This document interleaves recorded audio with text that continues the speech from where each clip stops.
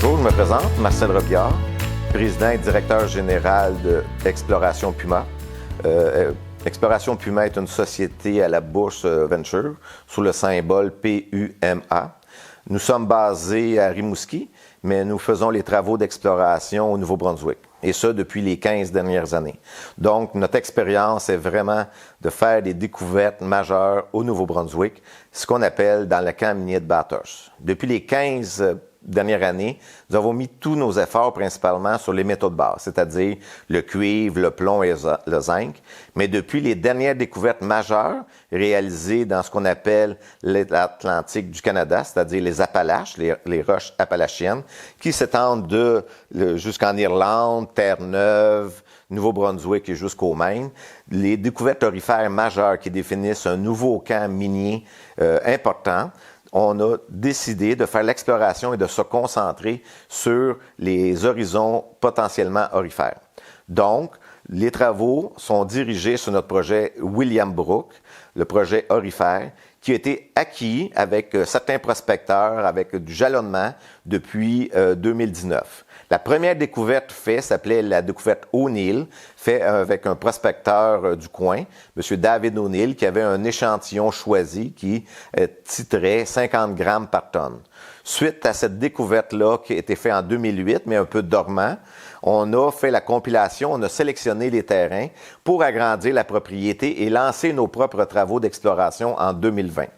Les travaux d'exploration faits en 2020 nous ont fait faire une découverte majeure d'une lentille, une zone qu'on appelle la zone lynx. La zone lynx a été trouvée par tranchée et c'est située le long d'un trend ou un alignement de découverte qui s'appelle le O'Neill Gold Trend.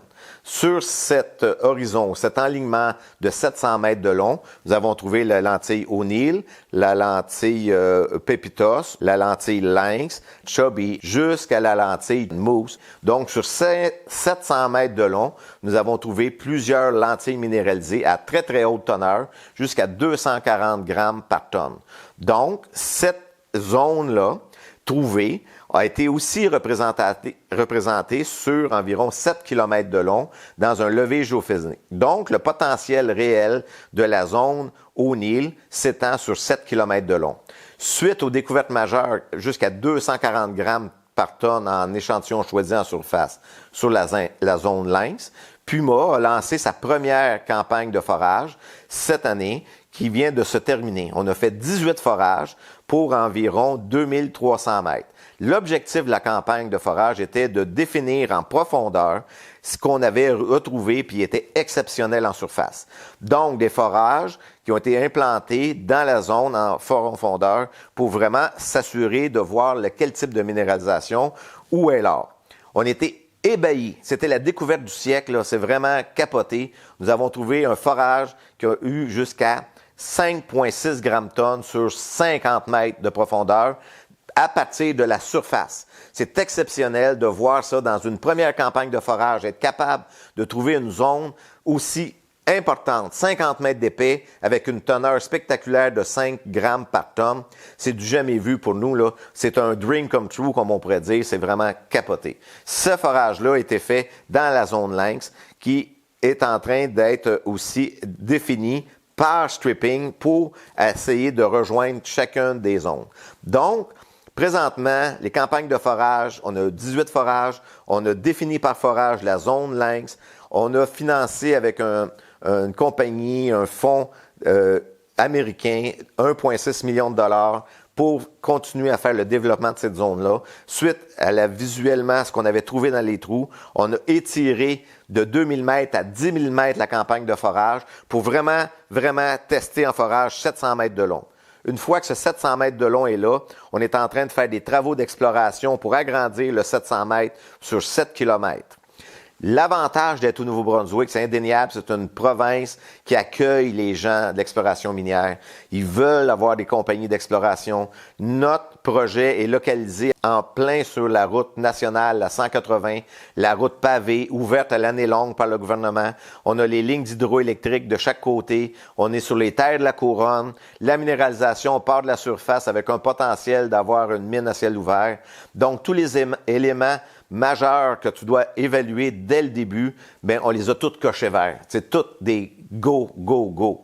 Maintenant, il s'agit juste de continuer les travaux et d'être capable de vérifier sur l'ensemble du 7 km combien de lentilles très riches comme la lentille Link qu'on va pouvoir avoir.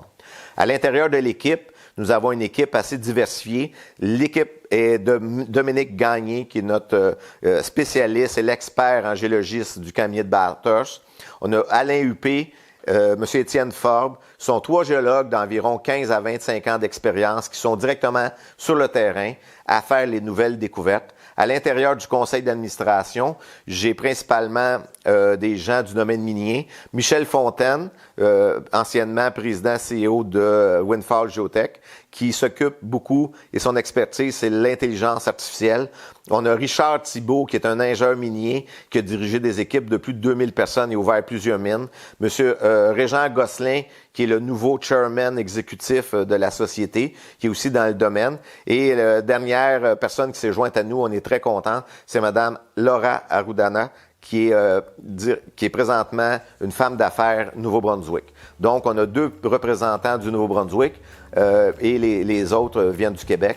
Et j'espère qu'avec toute cette équipe-là mise en place, nous serons en mesure d'amener cette découverte initiale-là dans une découverte majeure et que ce sera une des découvertes que tout le monde s'en souviendra pour les 15 prochaines années.